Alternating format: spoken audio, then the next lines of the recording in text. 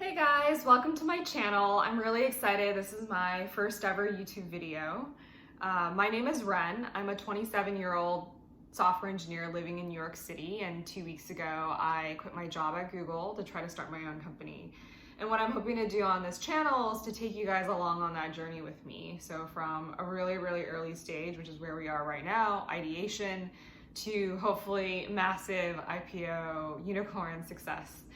And one of the reasons why I wanted to do this is because I feel that a lot of people out in the community are really interested in entrepreneurship and have thought about starting their own tech company or any sort of business really. And from the outside, it definitely looks like successful people were always successful, that they were sort of just killing it all the time. And I know from talking to friends of mine, other people I know who have gone through this process themselves, that that's definitely not the case, that grit and persistence were key to their success, and there were definitely times when they encountered often huge failures or huge challenges. So what I'm hoping to do here is really to give you guys the down and dirty, the 411, about what the day-to-day looks like. And I'm thinking about maybe posting like once a week, which is sort of a summary of the week, what we tried, what we didn't try, what worked, what didn't work. And I'm not trying to give any life advice here. I'm not trying to sell anything here. I don't really intend to become a full-time YouTuber, because I think that profession in and of itself requires a lot of attention. But what I'm really just trying to do here is share my experiences, and hopefully somebody else finds them helpful. Okay, so to give you guys a little bit of background about me, I graduated from college in 2013. I was a math major, and then I did a master's in computer science for 2 years after that. And then I was a data scientist and an engineer at Uber for 2 years in San Francisco and in New York. And I worked primarily on back-end infrastructure stuff. Those were obviously very tumultuous times for Uber, but also very exciting ones. And then 2 years ago, I left Uber and I went to Google and worked on Google Maps, also on infrastructure. And it's been about 6 months when I started thinking that, okay, maybe I want to exercise some of my other muscles, my business muscles, my product muscles. And I always sort of had many varied interests, including writing and things in sort of the humanities. And over the course of the last couple of years, I've just found myself a lot more interested in entrepreneurship and building something of my own. So I was very fortunate in that when I left my job, I'd already found a co-founder, David, who you guys will probably see in some future videos. David is an ex-quant, so he used to work in trading, so in finance in New York, but on the quantitative side as an algorithmic trading firm. And that basically means we were both programmers by training and by education. And at first that sounds great, right? You're trying to start a tech company, you're both technical. But what we really found was that it actually meant that we were very blinkered in what we had been exposed to. Because Google's obviously a huge company, and Uber was already a pretty large company too when I was there. So there's just not a lot, there were just a lot of things we hadn't been exposed to. So many startups, for instance, will use lots of off-the-shelf technology, lots of third-party technology, and Google builds everything in-house. And in trading, everything is proprietary, so everything is also built in-house. So we just didn't have a lot of experience with, even like developer problems that people out in like the real world would encounter. And we didn't really, know certainly a lot of the problems that people in, manufacturing or in biotech or, in fashion or retail were encountering or at all. And so we were starting from ground zero. And that in a lot of ways, I think that was a blessing and a curse. So we try to be systematic about the way that we were ideating, right? Coming up with ideas. And there were a few axes that we began to look at. And one of them was, okay, like, do we want to build a lifestyle business or do we want to build a venture backable business? So a lifestyle business is a business that's set up primarily to help the owner sustain a particular lifestyle. So that's what you would be building up to, is that you build something, you work hard on it for maybe a couple years, but then after a certain point, it basically can run on autopilot. And you don't have to do that much more work. But of course, this also means that that the returns are capped. And generally speaking, these businesses are bootstrapped, which means that you don't really take on any external funding and you sort of fund it yourself, and it needs to be profitable from the very beginning. And you contrast that with a venture backable business, which is a company that takes external capital, venture capital. And the expectations from venture capitalists are much, much higher, right? Here you're not just looking for a certain kind of lifestyle for yourself, a living for you and your family, but also to be able to provide huge returns for your investors. That was one of the first decisions we had to make, is whether we want to build a lifestyle business or whether we want to build a venture backable business. And we ultimately decided that we both wanted to build venture backable businesses for the impact, for the scale, and we thought hard about whether or not it was an ego thing. But I do think that there are a lot of benefits to being a venture backable business, including just the feedback that you get from external authorities and thought leaders. So after we had figured that out, that we wanted to build a venture backable business, the next thing we were thinking about was, hey, do we want to build a B2B business or a B2C business? And so a B2B business is a business that sells to another business. And in tech, this would primarily mean some kind of enterprise software or SaaS software. And contrast that with a B2C company, which are companies that end consumers, so just the general population would use. And most of the famous apps that you guys probably have heard of, Facebook, YouTube, Instagram, all of these are B2C businesses. What's sort of like the difference between the two, besides kind of the obvious consumer of the software? It's thought that B2C businesses are much more difficult to predict, and that's sort of understandable, right? You can launch an app, you can work on it for a long time, you can have all sorts of theories about why it's going to be really popular, and then it's just really, really hard to know whether or not it's actually going to take off. Versus a SaaS business or a B2B business, typically you'll have already have some domain expertise in the problem you're trying to solve with software, and there is a playbook where you would come up with a product, some sort of prototype or a pitch deck, and then you would do enterprise sales where you call up businesses and you basically try to sell them your software. And so it's considered to be much more predictable. It's a more predictable path to maybe a smaller amount of success. Of course, if your B2C startup ends up being successful, it's just wildly successful, just because of the number of people it can reach. And so David and I felt given our experiences and our interests, that we would be better suited maybe to doing a B2B business. And so we initially were looking actually at tools for digital marketing, because we felt that was one area in which we actually had some user empathy, because at the very least we're consumers of digital marketing. And we did a lot of user interviews. We did 30-something user interviews over the course of a couple of weeks, talking to various people, primarily who were doing marketing at direct-to-consumer companies. Of course, we're doing all these conversations, we're coming up with various ideas, and none of them are really jiving, but at least we're making some progress there. And then COVID hits, and obviously COVID has changed everything for everybody. And I graduated in 2013, and between 2013 and 2020, it's just been a huge bull market, especially for the tech industry, right? It's been a period of unprecedented wealth generation for people who work in technology. And COVID sort of put an end to all of that. And all of a sudden, digital marketing no longer looked as promising, because all these companies no longer have any money to do digital marketing. So they definitely don't have any money to buy additional software for digital marketing. And on top of that, most of these businesses are now in sort of war mode.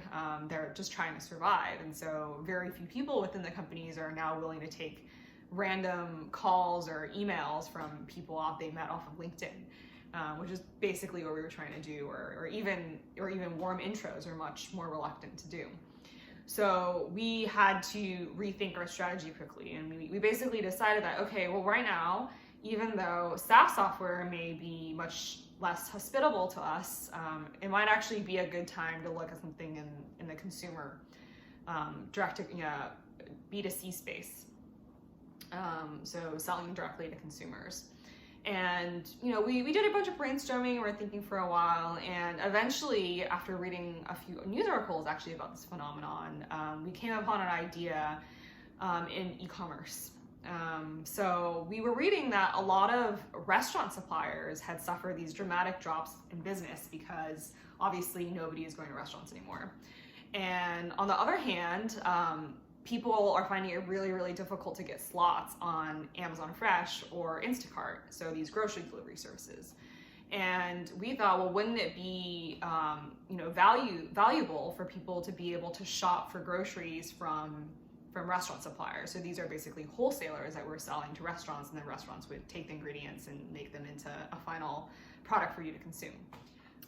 And so that's how we ultimately came up with the idea for a local purveyor, which is the name of our site. And we've been working on it now for probably 2 or 3 weeks. And initially we wanted to partner with all these suppliers.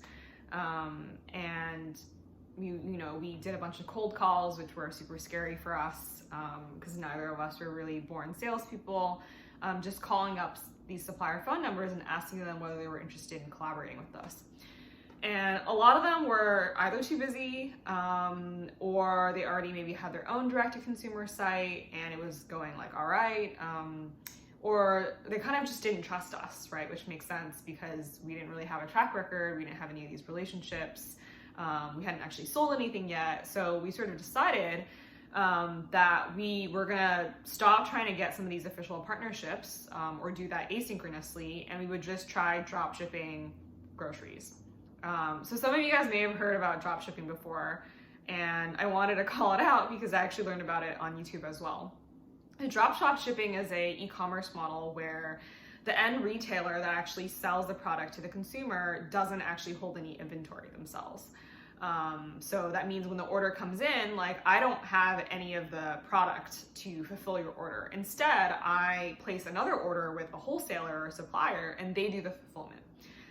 So this has worked like really, really well for a number of people who have Shopify stores. And it's become this sort of big alternative model to traditional e-commerce. But it hadn't really, I think, been applied to groceries before.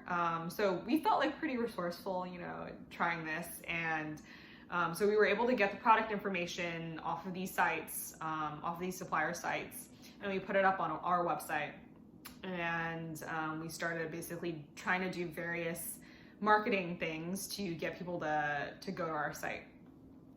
And we had been, I think, a little bit arrogant. We thought we just spent a couple months looking at digital marketing. We know all like the tips and tricks. We've heard a lot of stuff from a lot of experts. There'll be no problem to like drive traffic to the site.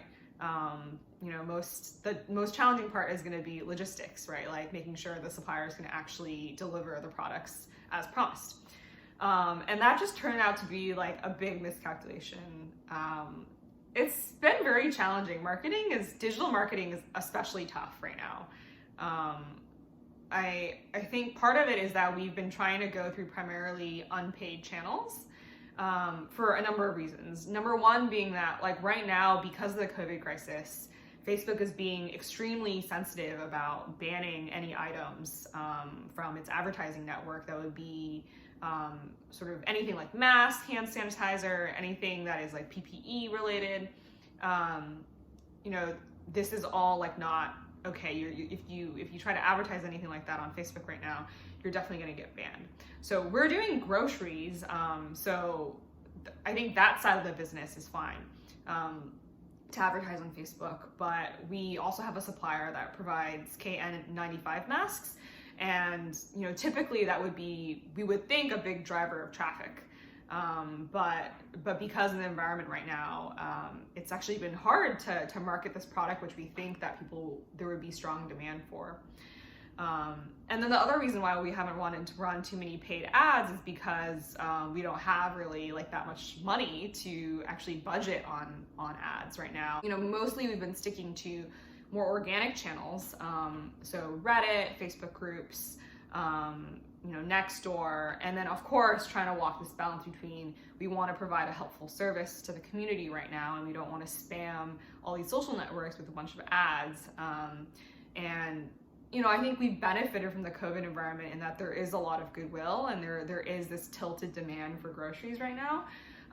But it's definitely also made a lot of other things challenging. For example, we can't really do any in-person advertising, like putting up flyers or things like that, which maybe we would ordinarily look into, just because nobody's going outside right now. So that doesn't really make sense for us. So we did have our first sales last week. We've made probably like $400 in profit, mostly off of the masks. And that was really exciting, I think, to make our first dollar, right? Like, people always talk about the division between labor and capital, and I felt like I always had sold my labor. I had sold my time, like even working at these super prestigious companies like Google and Uber, that I was being paid to spend my day there. And I feel like now I'm on the capitalist side, where I'm putting up an investment, of money and time, but then I expect like these bigger returns. I don't know how I feel about that, actually, now that I've made the switch. But I think our biggest challenge has been being able to scale out our marketing. So our marketing efforts have primarily consisted of me and David posting daily on like new Facebook groups, which is obviously not scalable at all. And in the moment we stop posting, there's just like no more revenue. And this is to a certain extent like what Facebook and Google and that big ad networks, they solve, right? That they programmatically do this process of placing ads in front of people for you. It's just that those ad networks are not available to us right now as a resource. And I actually think that it's going to be good for us, because we're going to learn a lot of techniques that maybe under other circumstances we would have never learned. So basically since last week when we started doing sales, we try to come up with like new ways to scale our marketing. And there's many different strategies you can do for marketing. So things that we've thought about doing and have sort of begun to implement are referrals. So a referral program where somebody who buys something can like give a coupon code to their friends if they share it. We've thought about group buying. We've thought about affiliate marketing, and we actually hired a couple affiliate people that work on commission, email marketing, and we actually have built quite a nice like email list. So basically trying to retarget them, working with micro influencers, potentially even doing some paid advertising in hyper local news sites, like especially in New York right now, each of the neighborhoods basically have their own like hyper local news organization, like the West Side Rag or Brooklyner, and and all of these are I think are theoretically like interesting. We have not seen success with the ones that we have tried, and we have some theories as to like why it hasn't been successful. So one probability is that maybe just like the things are priced like too high, or like the shipping costs are too high.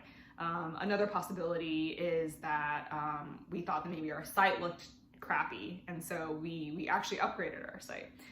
So it's been sort of difficult for us to figure out actually like why things aren't working on the marketing side of things. And today in particular was a rough day in terms of like not really getting any sales, even though we'd been doing kind of a lot of different kinds of, we had actually been doing a lot of work and trying a lot of different things. And we even like bought an advertisement on Nextdoor today. So I don't really know what's going on there.